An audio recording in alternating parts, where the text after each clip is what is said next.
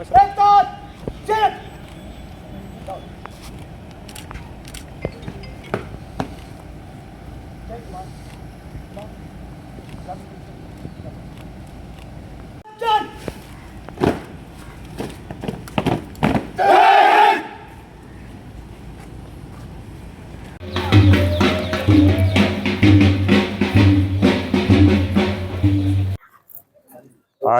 10वीं अगस्त के दिन माननीय मुख्यमंत्री श्री भूपेंद्र पटेल की अध्यक्षता में और हमारे वन मंत्री श्री मुड़ू भाई बेरा जी की उपस्थिति में यहाँ के संसद सभ्य जूनागढ़ जिला के भाजपा प्रमुख, यहाँ के धारासभ्य और गांव के आगेवानों की उपस्थिति में वर्ल्ड लायंस डे की सेलिब्रेशन हुई है।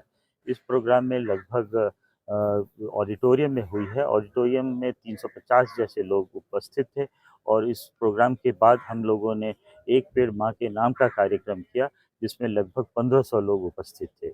इस एक पेड़ माँ के नाम में हम लोगों ने 3000 रोपाओं को प्लांटेशन किया है और इसमें मुख्यमंत्री श्री के द्वारा, अपने माननीय मंत्री श्री के द्वारा, धारासभ्यों श्री के द्वारा सभी के साथ ये प्लांटेशन का काम पूर्ण हुआ है। तो आज के दिन हमने 2 प्रोग्राम किया है, एक वर्ल्ड लायंस डे और दूसरा एक पेड़ माँ के नाम। और इस सारे प्रोग्राम से हमारे स्टाफ, हम सभी बहुत उत्साही हैं और बहुत प्रेरित हुए हैं। सर खास कर મને લાગ્યું કે આ છોકરાઓ બધા બેઠા છે, એમને એમ થાય કે આ ક્યાં અમને બેસાડી દીધા અહીંયા લાગે, એટલું ખાંપડવાનું. તમારી ઉપર ના હોય તારા આગળ બેઠેલા કે અમને બધાને આવું તો થતું જ હશે, ક્યાંક બેઠા હશું તો કંટાળો આવે ને થોડો. કોણે પેલા બેસાડે તમને બધાને, એટલે કે આજુબાજુ કંઈક ઊભા હશે, પણ સાહેબ ક્યારે ક્યાં ઊભા થવા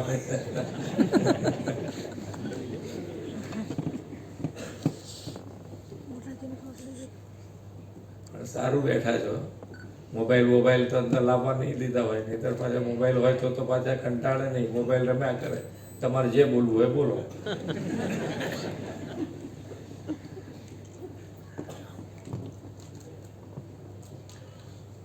થોડું ઘણું કંઈક ને કંઈક કામમાં પડે ને તો એ કામમાં આવે એવું હોય. અહીંયા આગળથી કંઈક ને કંઈક તમને જીવન દરમિયાન ઉપયોગી થાય એવું કંઈક કાને પડી જાય. કારણ કે આપણે તો આજે સવારે જ તિરંગા યાત્રાની શરૂઆત કરી છે રાજકોટથી. અને નરેન્દ્રભાઈના આવ્યા પછી આપણા દેશનું ગૌરવ દેશ અને દુનિયામાં વધ્યું છે. તમે જો આજે તમે ભારત દેશ માટે જોવાની નજર લોકોની બદલાઈ. આજે તમે ગમે ત્યાં જઈને ઊભા રહો વિદેશમાં કે તમે ભારતથી આવ્યા છો, અને પહેલાં તમે ઘણા બધાને અહીંયાથી ફોરેન કદાચ કોઈ ગયું હોય તો પાસપોર્ટ ઓફિસથી જ ખબર પડી જાય તમને કે આ લોકોને આપણા માટે કેટલો પ્રેમ છે નથી. અત્યારે તમે પાસપોર્ટ આપો ને ઇન્ડિયન હોવ તો એની આખી ચમક જ જુદી આવે. આ ગૌરવ આપણને માન્ય નરેન્દ્રભાઈ અપાયું છે અને એમણે હર હંમેશ દેશ ભાવના વધુ ને વધુ કેવી રીતે મજબૂત થાય એના એમણે હર હંમેશ પ્રયત્ન કર્યા છે. આઝાદી કા અમૃત મહોત્સવ હોય કે તિરંગા હર ઘર તિરંગા હોય, એવા કાર્યક્રમો આપીને વધુ ને વધુ દેશ ભાવના આપણામાં કેવી રીતે જાગે. આઝાદી વખતે આપણે બધાને ખબર છે કે કેટલાય લોકોના બલિદાન પછી આપણને આઝાદી મળી. આઝાદી પછી આપણે દેશ માટે જીવવું છે, દેશ માટે શું કરી શકાય એના માટેનો હવે પ્રયત્ન કરવાનો. દેશ માટે જીવવાનું છે, હવે ક્યાંય મરવાનું નથી. આપણે આઝાદી મળી ગઈ છે આપણને, પણ દેશ માટે શું કરી શકાય, કેવી રીતે જીવવું જોઈએ. નાનામાં નાનું આજે સિંહ લાયન ડે, વિશ્વ લાયન ડે, અને એના માટે આપણે બધા ભેગા થયા. અને લાયન એટલે પ્રાણી, પ્રકૃતિ, અને પ્રકૃતિનું પણ રક્ષણ કરવું જ જોઈએ. આપણે વિકાસ અને વિકાસની સાથે આપણી વિરાસત, એ વિરાસતને જાળવવાની જવાબદારી પણ આપણા બધાની છે. અને એ જાળવવા માટે આવા જ્યારે એક વર્ષે આપણો એકાદ આવો કાર્યક્રમ થાય ત્યારે આપણે બધાને તો ભેગા થવાનું થાય. બાકી તો ડિપાર્ટમેન્ટ કામ કરતું હોય કે ડિપાર્ટમેન્ટના મંત્રી કામ કરતા હોય, અને એ લોકો નાની મોટી દોડધામ કર્યા કરતા હોય, એની શું પ્રોસેસ થઈ, કયા સિંહને વાગ્યું, કયો સિંહ બીમાર થયો, એની પાછળ ટેકનિકલી જેટલી મદદરૂપ થવાતું હોય એટલું સરકારે કામ કરી રહ્યા છે. અને દરેકે દરેક જણને જીઓ ઓર જીને દો એવું એક આપણે વાક્ય બોલતા હોય બધા, જીઓ ઓર જીને દો. તો આપણે જેવી રીતે જીવીએ છીએ તો આપણે ત્યાં જેટલા પ્રાણીઓ છે એ પ્રાણીઓ કેવી રીતે સારી રીતે જીવી શકે, ઉછરી શકે, એના માટેનો આપણા બધાનો પ્રયત્ન હોવો જોઈએ.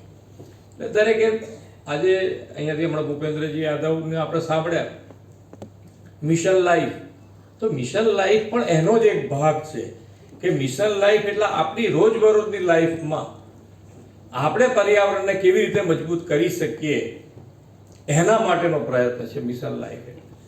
પ્લાસ્ટિકનો ઉપયોગ જે આપણે કરતા હતા એ બધા ધીમે ધીમે અત્યારે બંધ, અહીંયા તો કેટલું બંધ થયું છે ખબર નથી, થઈ ગઈ. એટલે ધીમે ધીમે આ બધા જ કે ભાઈ એક ઝાડ જેટલી જગ્યા મળે એટલામાં એક ઝાડ, એક પેડ માં કે નામનો જે આશય છે માનનીય નરેન્દ્રભાઈ, એ પ્રેરણા આપણને એ જ આપે છે કે આપણે માતાના નામે ઝાડ વાવીએ, અને એ માતાના નામે ઝાડ જ્યારે આપણે લગાડીશું તો આપણું લગાડેલું ઝાડ મરી તો નથી ગયું ને, મોટું થાય છે. રોજ આપણે જતા આવતા એની ઉપર ધ્યાન રહે, આપણું લગાડેલું છે, આપણે સહભાગી થયા આવીશું તો આપણે એની પર ધ્યાન રાખીશું. બાકી તો ઝાડ ઉગાડ્યા છે, ચાલ્યા જ કરતો પ્રોગ્રામ છે આ બધો, અને કેટલાય ઝાડ આપણે અત્યારે કાપ્યા પણ છે. પણ હવે આપણે જે પ્રમાણે ગ્લોબલ વોર્મિંગનો સામનો કરવો પડે છે કે એક બાજુ જ્યારે વરસાદ પડે ત્યારે એક બાજુ પડે, ક્યારે પડે, જે બાજુ પડે ત્યારે સામટો પડે, અને એ ગ્લોબલ વોર્મિંગ, ગરમી કેવી પડે, ગરમીમાં પણ આપણે હેરાન થઈ જઈએ એટલી ગરમી. આ બધી અત્યારે જે ગરમી પડે છે એ 4-4, 5-5 દિવસ પડે છે. જો એ ગરમી 15 દાડા, મહિનો પડવા માંડે તો આપણું શું થાય, કેવી રીતે એમાં આપણે સર્વાઈવ થવું? આ બધામાંથી નીકળવાનો ઈલાજ જો કોઈ હોય તો એ આપણે પર્યાવરણનું જતન કરવું. પર્યાવરણનું જતન અને સાથે સાથે વધારે ને વધારે ઝાડ ઉગાડીશું. તો એ વખતે જ્યારે માન્ય નરેન્દ્રભાઈનો ફોન આવે તો સાથે સાથે વન્યજીવો, પ્રાણીઓનું પણ ચિંતા કરતા કે ભાઈ જરા એમનું પણ ધ્યાન રાખજો, ત્યાં આગળ એમને કોઈ તકલીફ ના પડે. આ સંવેદના સાથે જ્યારે આપણા વડાપ્રધાન કામ કરતા હોય તો આપણા બધાની પણ જવાબદારી છે. આપણે તો એ વિસ્તારમાં રહીએ છીએ, તમે બધા તો આ વિસ્તારમાં રહો છો, એ લોકોને કોઈ તકલીફ ના પડે, તમને કોઈ તકલીફ ના પડે, એ રીતે જો આપણે આગળ વધીશું. આપણે તો બધા સાથે રહેવાનું છે. એક માન્ય નરેન્દ્રભાઈનો કાર્ય મંત્ર છે, સૌનો સાથ, સૌનો વિકાસ, સૌનો વિશ્વાસ, સૌનો પ્રયાસ. અને આ પ્રયાસ થકી આપણે આગળ વધવું છે. આપણે 2047માં વિકસિત ભારત બનાવવું છે, પણ વિકસિત ભારતની સાથે વિકસિત ગુજરાત બનાવવા માટે આપણી વિરાસત, આપણી જે સંસ્કૃતિ છે એ બંને, વિકાસ અને વિરાસત બંને જાળવી રાખીને આપણે આગળ વધવું છે. અને એની અંદર આપ સૌ સહભાગી થશો અને આપણે સૌ સાથે મળીને આગળ વધીએ, એ જ અભ્યર્થના.